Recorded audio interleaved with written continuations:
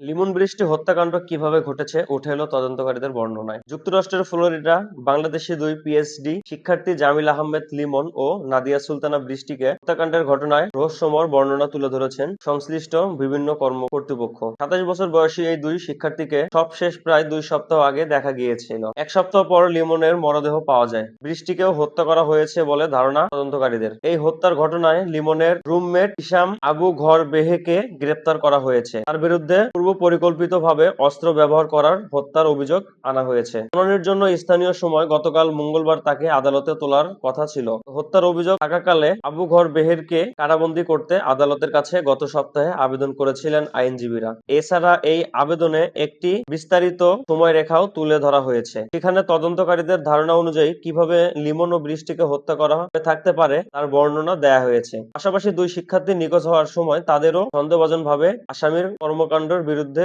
বিবরণ তুলে ধরা হয়েছে। লাইক করতে ভুলবেন না, কমেন্ট করে আপনাদের মতামত জানাবেন, ভিডিওটি শেয়ার করে আপনাদের বন্ধুদের মাঝে ছড়িয়ে দিবেন।